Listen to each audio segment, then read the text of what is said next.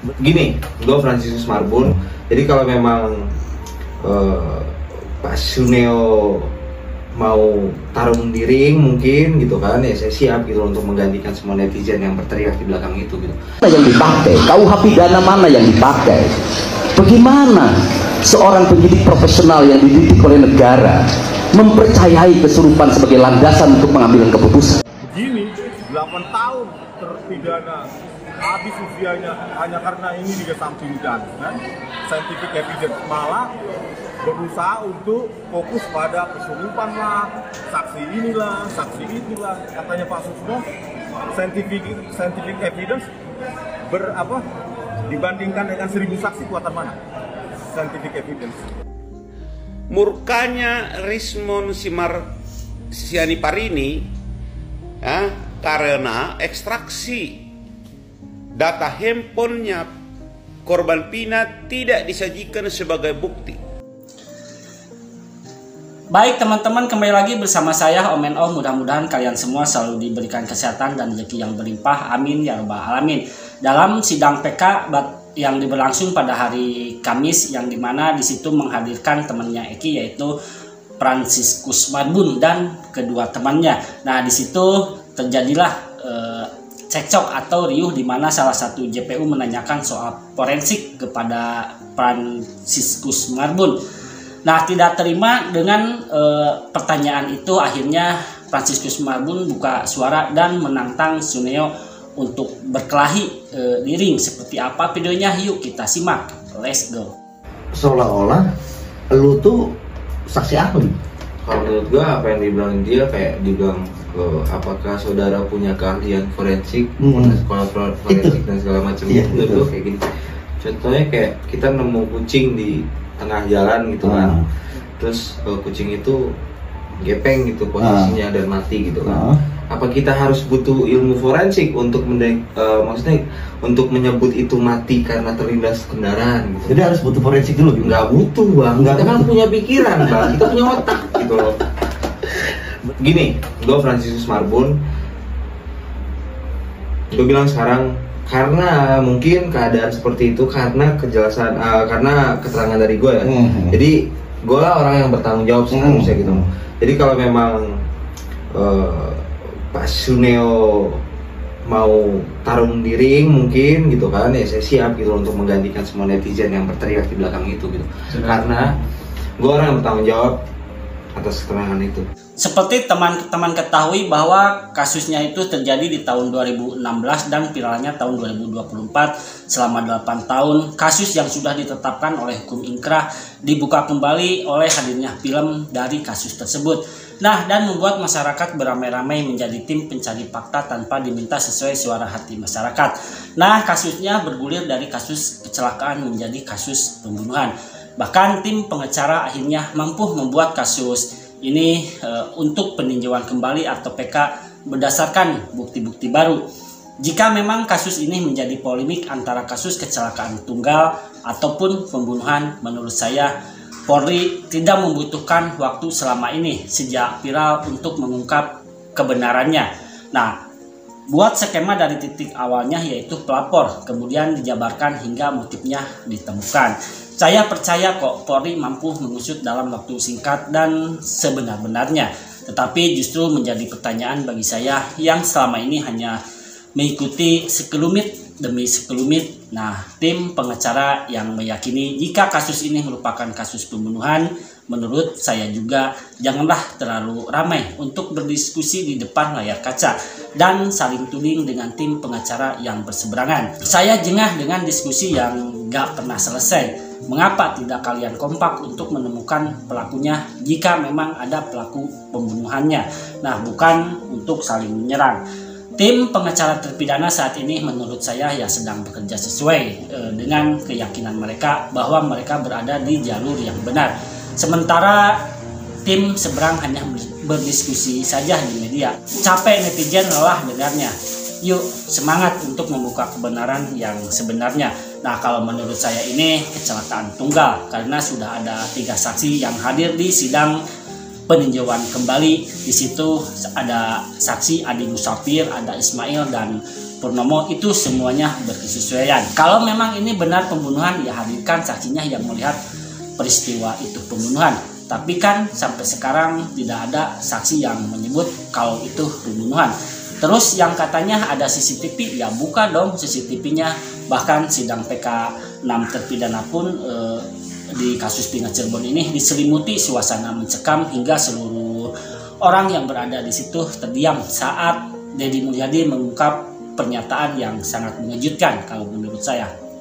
Nah, pernyataan mengejutkan tersebut diungkapkan oleh Deddy Mulyadi saat menjadi saksi dalam sidang PK ke-6 terpidana kasus Pina Cirebon. Nah, di dalam kesempatan tersebut Deddy Mulyadi mengatakan bahwa bagaimana orang bisa ditangkap dan mereka mengaku disiksa tanpa adanya pendampingan hukum yang memadai. Nah, kemudian pihak yang menangkap bisa merangkap sebagai pelapor setelah menangkap terpidana dengan alasan diamankan. Kan kalimat diamankan itu kalimat halus dari kata ditangkap dan itu bahasa yang digunakan. Nah, kemudian Deddy Mulyadi kembali berucap bahwa bagaimana perkara kasus Pina Cirebon ini berproses tanpa adanya alat bukti yang memadai. Seperti apa videonya? Yuk kita simak. Let's go. Yang dipakai, KUH pidana mana yang dipakai? Bagaimana seorang penyidik profesional yang dididik oleh negara mempercayai kesurupan sebagai landasan untuk pengambilan keputusan? Yang kedua, bagaimana orang ditangkap dan berdasarkan pengakuan mereka disiksa tanpa ada pendampingan hukum yang memadai? Kemudian pelapor merangkap menjadi penangkap dengan kalimat diamankan. Kalimat diamankan itu kan sebenarnya kalimat halus dari ditangkap. Itu bahasa yang biasa digunakan. Kemudian bagaimana berproses tanpa alat bukti yang memadai? Pertanyaan saya itu ada satu saja. Yang menyatakan Eki dan Pina kecelakaan ada 3 yang sudah bersaksi dan melihat langsung. Pertanyaan saya adalah, yang menyatakan mereka melakukan pembunuhan dan tindakan asusila, mana saksinya? Mana ada yang hadir pengadilan melihat sendiri? Mana ada bukti CCTV? Logikanya sudah tidak nyambung menurut saya. Masa kita sekolah yang tinggi-tinggi belajar ilmu logika di hukum tidak pakai dalam logika ini? Kemudian yang berikutnya adalah kesesatan berpikir. Kesesatan berpikir terjadi disebabkan karena kebiasaan kita. Maka saya selalu mengatakan, orang yang mengambil keputusan-keputusan strategis itu diwajibkan berpuasa. Kenapa diwajibkan berpuasa? Agar pikirannya kosong dari berbagai kepentingan. Nah, karena itu yang terjadi, maka kesesatan berpikiran ini itu di awal dia berasal dari apa? Matinya hati. Matinya hati disebabkan oleh apa? Problem sosial dan problem lingkungan serta problem psikologi orang. Nah, sehingga peristiwa ini menjadi berlarut dan kemudian terungkap baru hari ini. Itu pun terungkap karena adanya film. Nah, selain Deddy Mulyadi juga ada ahli digital forensik Dr. Rismond Nasihloan mengungkapkan sejumlah kejanggalan dalam sidang peninjauan kembali atau PK dalam kasus Pina Cirebon. Nah, Rismond menguraikan bahwa bukti digital berupa data chat milik korban Pina yang relevan dengan kasus ini tidak dihadirkan dalam persidangan awal yang berdampak pada kerugian besar bagi para terpidana.